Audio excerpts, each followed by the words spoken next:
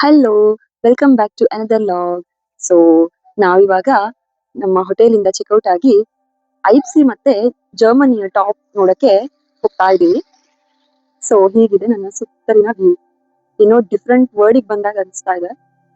ಚಳಿ ಅಂತೂ ಮೈನಸ್, ನೀವೇ ಒಂದ್ಸರಿ ನೋಡಿ. ಫುಲ್ ಎಲ್ಲಾ ಕಡೆ ಮೋಸ್ಟ್ಲಿ ನೈಟ್ ಸ್ನೋ ಆಗಿರ್ಬೇಕು. ಸೊ ಫ್ರೆಶ್ ಸ್ನೋ ಇದೆ ಎಲ್ಲಾ ಕಡೆನೂ. ಇದು ನಮ್ಮ ಟ್ರಿಪ್ ನ ಡೇ 2.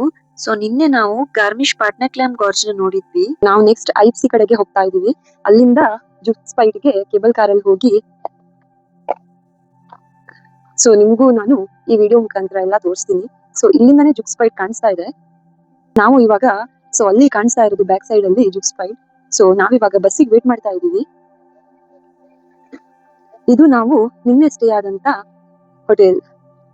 ನೀವೇನಾದ್ರೂ ಫಸ್ಟ್ ಟೈಮ್ ನನ್ನ ವಿಡಿಯೋಸ್ ನ ನೋಡ್ತಾ ಇದ್ರೆ ಲೈಕ್ ಮಾಡಿ, ಶೇರ್ ಮಾಡಿ, ಹಾಗೆ ಸಬ್ಸ್ಕ್ರೈಬ್ ಮಾಡೋದನ್ನ ಮಾತ್ರ ಮರಿಬೇಡಿ.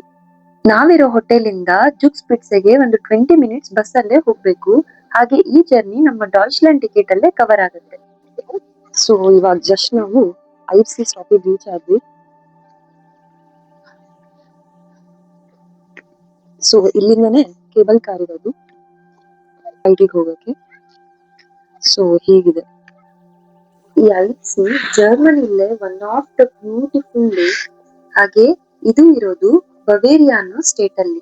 ಹಾಗೆ ಇದು ಇರೋದು ಜರ್ಮನಿ ಮತ್ತೆ ಆಸ್ಟ್ರಿಯಾ ಬಾರ್ಡರ್ ಅಲ್ಲಿ. ಸೊ ಜುಕ್ ಸ್ಪಿಟ್ಸ್ಗೆ ಬರ್ಬೇಕು ಅಂದ್ರೆ ಹೈಕ್ ಮಾಡಿ ಕೂಡ ಬರ್ಬೋದು. ಬಟ್ ಇದು ಟಾಪ್ ಆಫ್ ದಿ ಜರ್ಮನಿ ಆಗಿರೋದ್ರಿಂದ 1 ಡೇ ಪೂರ್ತಿ ಬೇಕಾಗತ್ತೆ ಹೈಕ್ ಮಾಡಕ್ಕೆ. ಸೊ ನಾವ್ ಅದಕ್ಕೆ 1 ಡೇ ಬಂದು ಗಾರ್ಮಿಶ್ ಪಾಟ್ನಾಕ್ಲಾಮ್ ಅಲ್ಲಿ ಸ್ಟೇ ಮಾಡಿದ್ವಿ. ಹಾಗೆ ನಿನ್ನೆ ನಾವು ಪಾಟ್ನಾಕ್ಲಾಮ್ ಗಾರ್ಜ್ ನ ನೋಡ್ಕೊಂಡು ಇವತ್ತು ಐಪ್ಸಿ ಮತ್ತೆ ಜುಕ್ ಸ್ಪಿಟ್ಸ್ಗೆ ನೋಡಕ್ ಬಂದಿದೀವಿ. ಈ ಲೇಕ್ ಅಂತೂ ಸಖತ್ ಬ್ಯೂಟಿಫುಲ್ ಆಗಿದೆ. ನೀವ್ ಯಾವ ಸೀಸನ್ ಅಲ್ಲಿ ಬಂದು ಈ ಲೇಕ್ ಸಖತ್ತಾಗಿ ಕಾಣಿಸುತ್ತೆ. ಏನಕ್ಕಂದ್ರೆ ಸುತ್ತಲೂ ಆಲ್ಪ್ಸ್ ಇದೆ. ಹಾಗೆ ಈ ಲೇಕ್ ಆಲ್ಪ್ಸ್ ನ ಮಧ್ಯೆ ಇರೋದ್ರಿಂದ ಸಖತ್ ಬ್ಯೂಟಿಫುಲ್ ಆಗಿ ಕಾಣಿಸುತ್ತೆ. ಸೊ ಇವಾಗ ನೋಡ್ಬೋದು ವ್ಯೂ ಏನ್ ಚೆನ್ನಾಗಿದೆ. ಇಲ್ಲಿ ಟೆಂಪರೇಚರ್ ಅಂತೂ -8 ಏನೋ ಇದೆ. ಸಖತ್ ಚಳಿ ಆಗ್ತಾ ಇದೆ. ಬಟ್ ಈ ವ್ಯೂಸ್ ನೋಡ್ತಾ ನೋಡ್ತಾ ಚಳಿ ಅನ್ನೋದೇ ಗೊತ್ತಾಗ್ತಾ ಇಲ್ಲ, ಅಷ್ಟು ಚೆನ್ನಾಗಿದೆ ಇಲ್ಲಿ. ನೋಡಿ, ಐಪ್ಸಿಯ ಪೆನಾರೋಮಿಕ್ ವ್ಯೂ ಈ ತರ ಇದೆ. ಈ ತರ ಲೇಕ್ ಇದ್ರೆ ಎಷ್ಟು ಬ್ಯೂಟಿಫುಲ್ ಅಲ್ವಾ. ಸಖತ್ ಚಳಿ ಆಗ್ತಾ ಇತ್ತು ಅಂತ ನಾವು ಅಲ್ಲೇ ಇರೋ ಒಂದು ರೆಸ್ಟೋರೆಂಟ್ಗೆ ಬ್ರೇಕ್ಫಾಸ್ಟ್ಗೆ ಅಂತ ಹೋದ್ವಿ. ಈ ತರ ವೆದರ್ ಅಲ್ಲಿ ಬಿಸಿ ಬಿಸಿ ಆಗಿರೋ ಒಂದು ಹಾಟ್ ಚಾಕ್ಲೇಟ್ ಕುಡಿದ್ರೆ ಫೀಲಿಂಗ್ ಅಂತೂ ಸಖತ್ತಾಗಿರತ್ತೆ.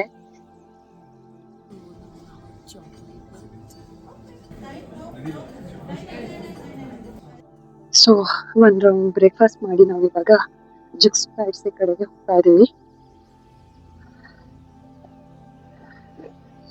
ಸೊ ಇಲ್ಲಿಂದ ಕೇಬಲ್ ಕಾರಲ್ಲಿ ಹೋಗ್ಬೇಕು ಮೇಲ್ಗಡೆ.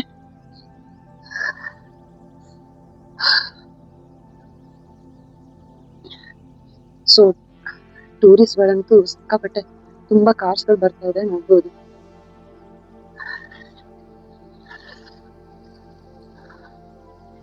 ಪಾರ್ಕಿಂಗ್ ಫುಲ್ ಆಗ್ಬಿಟ್ಟಿದೆ. ಐ ಥಿಂಕ್ ಇಲ್ಲೇ ಹೋಟೆಲ್ ಟೈಪ್ ಅಲ್ಲಿ ಇದೆ ಅನ್ಸುತ್ತೆ ಸ್ಟೇ ಮಾಡಕ್ಕೂ. ಸೊ ನಾವ್ ಇವಾಗ ಮೇಲ್ ಹೋಗಕ್ಕೆ ಟಿಕೆಟ್ ತಗೋಬೇಕು. ವರುಣ್ ಟಿಕೆಟ್ ತಗೊಳಕ್ ಹೋಗ್ತಾ ಇದ್ದಾನೆ. ಸೊ ಇದೊಂದು ಕೇಬಲ್ ಕಾರ್ ಬಂತು, ಮೋಸ್ಟ್ಲಿ ಇದೆ ವಾಪಸ್ ಹೋಗುತ್ತೆ ಅನ್ಸುತ್ತೆ.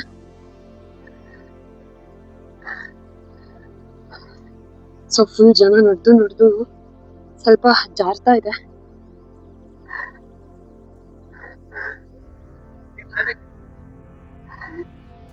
ಟಿಕೆಟ್ಗೆ ಇಲ್ಲಿಂದನೇ ಲೈನ್ ಸ್ಟಾರ್ಟ್ ಆಗಿದೆ. ಟಿಕೆಟ್ಗೂ ಅಥವಾ ಮೇಲ್ ಹೋಗಕ್ಕೂ ಗೊತ್ತಿಲ್ಲ. ವರುಣ್ ಒಳಗಡೆ ನೋಡ್ಕೊಂಡು ಬರಕ್ ಹೋಗಿದ್ದಾನೆ. ಸೊ ಇವಾಗ ಕ್ರಿಸ್ಮಸ್ ಹಾಲಿಡೇ ಆಗಿದ್ರಿಂದ ಡಿಸ್ಕೌಂಟ್ ಕೂಡ ಇಲ್ಲ ಇಲ್ಲಿ. ಪರ್ ಪರ್ಸನ್ 70 euro ಅನ್ಸುತ್ತೆ 2 ವೇ. ಇವಾಗ ಒಂದು ಹೋಗ್ತಾ ಇದೆ. ಮೋಸ್ಟ್ಲಿ ನಮ್ಗೆ ಇದಾದ್ಮೇಲೆ ಎಷ್ಟನೇ ಸಿಗತ್ತೋ ಗೊತ್ತಿಲ್ಲ. ಆಲ್ರೆಡಿ ಎಷ್ಟು ಜನ ಇದಾರೆ ಮುಂದ್ಗಡೆ. ಸ್ಪೀಡಲ್ಲೇ ಹೋಗ್ತಾ ಇದೆ.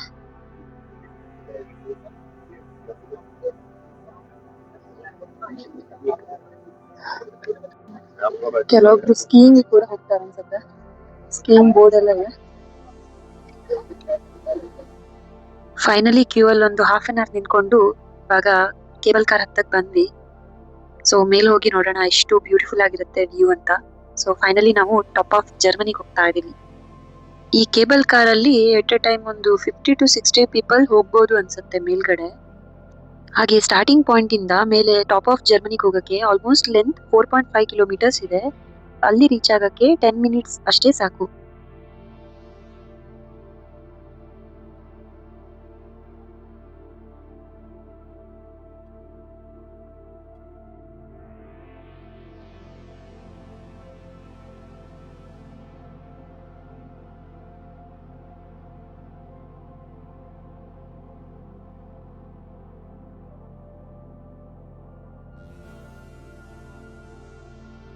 ನಾವಿವಾಗ ಸಮ್ಮಿಟ್ಗೆ reach ಆಗಿದೀವಿ.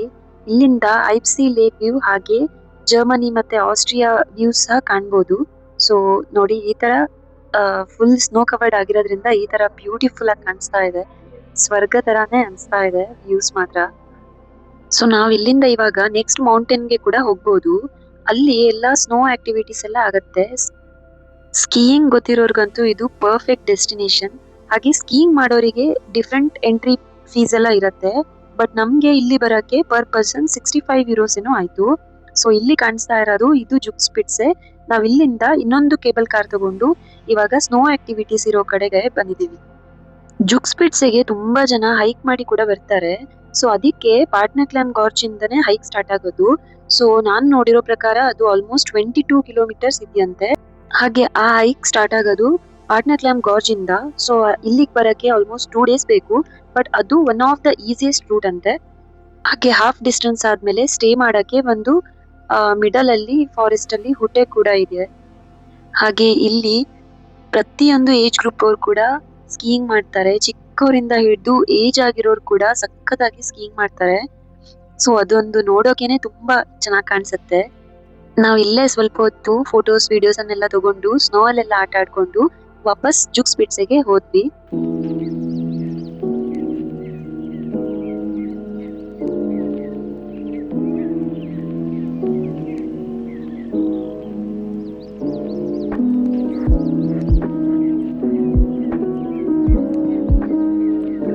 So we are at the top of Germany.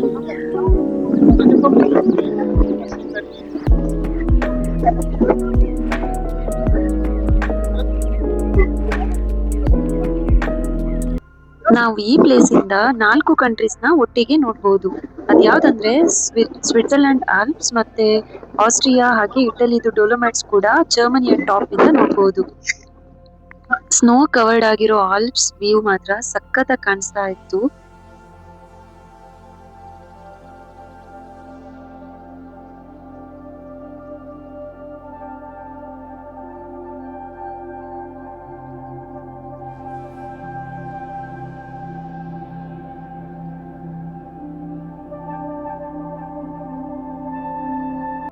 ಇಲ್ಲಿ ನೀವು ನೋಡಬಹುದು ಆಲ್ಪ್ಸ್ ಮೇಲೆ ಯಾವ ತರ ಬಿಲ್ಡಿಂಗ್ ನ ಕನ್ಸ್ಟ್ರಕ್ಟ್ ಮಾಡಿದ್ದಾರೆ. ಹಾಗೆ ಇದೇ ಬಿಲ್ಡಿಂಗ್ ಅಲ್ಲಿ ರೆಸ್ಟೋರೆಂಟ್ ಕೂಡ ಇದೆ. ಹಾಗೆ ಇನ್ನೊಂದ್ ಸೈಡ್ ಅಲ್ಲಿ ಆಸ್ಟ್ರಿಯಾದ ಬಿಲ್ಡಿಂಗ್ ಕೂಡ ಒಟ್ಟಿಗೆ ಇದೆ. ಒಂದ್ ಸೈಡ್ ಜರ್ಮನಿ ಇದ್ರೆ ಇನ್ನೊಂದ್ ಸೈಡ್ ಅಲ್ಲಿ ಆಸ್ಟ್ರಿಯಾ ಕೂಡ ಇದೆ. ಹಾಗೆ ನಾವು ಅಲ್ಲೇ ರೆಸ್ಟೋರೆಂಟ್ ಅಲ್ಲಿ ಪಾಸ್ತಾ ಮತ್ತೆ ಪಿಜ್ಜಾನೆಲ್ಲ ತಿನ್ಕೊಂಡು ವಾಪಸ್ ಕೆಳಗಡೆ ಐಪ್ಸಿ ಕಡೆಗೆ ಹೊರಟ್ವಿ. ಅಷ್ಟೊತ್ತಿಗಾಗ್ಲೇ ಕತ್ಲೆ ಆಗ್ತಾ ಇತ್ತು. ವಿಂಟರ್ ಆಗಿರೋದ್ರಿಂದ ಆಲ್ಮೋಸ್ಟ್ 4:30ಗೆಲ್ಲ ಕತ್ಲೆ ಆಗ್ಬಿಡತ್ತೆ. ಸೊ ನಮ್ಗ್ ಬೇರೆ ಇಲ್ಲಿಂದ ಗಾರ್ಮಿಶ್ಗೆ ಹೋಗಿ ಅಲ್ಲಿಂದ ಮ್ಯೂನಿಕಿಗೆ ಹೋಗ್ಬೇಕಿತ್ತು. ಹಾಗೆ ನಾವು ಇನ್ನೊಂದ್ ರೌಂಡ್ ಲೇಕ್ ಸೈಡ್ ಅಲ್ಲಿ ವಾಕ್ ಮಾಡ್ಕೊಂಡು ನಮ್ಮ ಬಸ್ ಸ್ಟಾಪ್ ಇರೋ ಕಡೆಗೆ ಬಂದ್ವಿ. ಅಷ್ಟೊತ್ತಿಗಾಗ್ಲೇ ಅಲ್ಲಿ ತುಂಬಾ ಜನ ಸೇರಿದ್ರು. ನಮಗ್ ಬೇರೆ ಅದೇ ಬಸ್ಸಲ್ಲಿ ಹೋಗಿ ನಮ್ಮ ಹೋಟೆಲ್ ಇರೋ ಸ್ಟಾಪ್ ಅಲ್ಲಿ ಇಳ್ಕೊಂಡು ಲಗೇಜ್ ನ ಪಿಕ್ ಮಾಡಿ ಮತ್ತೆ ಬಸ್ ಅಲ್ಲಿ ಹೋಗ್ಬೇಕಿತ್ತು. ಸೊ ಹೇಗೋ ಸರ್ಕಸ್ ಮಾಡಿ ಬಸ್ ಹತ್ಕೊಂಡು ನಮ್ಮ ಲಗೇಜ್ ತಗೊಂಡು ಟ್ರೈನ್ ಸ್ಟೇಷನ್ ಕಡೆಗೆ ಹೊರಟ್ವಿ. ಬಟ್ ಈ 2 days ಇನ್ ಗಾರ್ಮಿಶ್ ಪಾಟ್ನಾಕ್ಲಾಮ್ ವಾಸ್ ಅಮೇಝಿಂಗ್. ಈ ಪ್ಲೇಸ್ ಅಂತೂ must visit place in Germany ಅಂತಾನೆ ಹೇಳ್ಬೋದು. ಹಾಗೆ ಜಾಸ್ತಿ ಸ್ನೋ ಇರೋದ್ರಿಂದ ಐಪ್ಸಿ ಮತ್ತೆ ಜುಗ್ ಸ್ಪಿಟ್ಸ್ ಎಲ್ಲಾನು ಸಖತ್ ಬ್ಯೂಟಿಫುಲ್ ಆಗಿ ಕಾಣಿಸ್ತಾ ಇತ್ತು. ಸೊ ಇದಾಗಿತ್ತು ನಮ್ಮ 2 days ಇನ್ ಗಾರ್ಮಿಶ್ ಪಾಟ್ನಾಕ್ಲಾಮ್. ಸೊ ನಿಮ್ಗೇನಾದ್ರೂ ಈ ವಿಡಿಯೋಸ್ ಇಷ್ಟ ಆದ್ರೆ ಲೈಕ್ ಮಾಡಿ, ಶೇರ್ ಮಾಡಿ, ಹಾಗೆ ಸಬ್ಸ್ಕ್ರೈಬ್ ಮಾಡಿ. ಹಾಗೆ ನಿಮ್ಮ ಸಪೋರ್ಟ್ ಇಂದ ನನಗೆ ಇನ್ನೂ ಜಾಸ್ತಿ ವಿಡಿಯೋಸ್ ಮಾಡಕ್ಕೆ ಮೋಟಿವೇಶನ್ ಸಿಗತ್ತೆ. ಹಾಗೆ ನಾನು ನಿಮ್ಗೆ ನೆಕ್ಸ್ಟ್ ವಿಡಿಯೋ ಅಲ್ಲಿ ಸಿಗ್ತೀನಿ. Till then bye bye. Thank you for watching.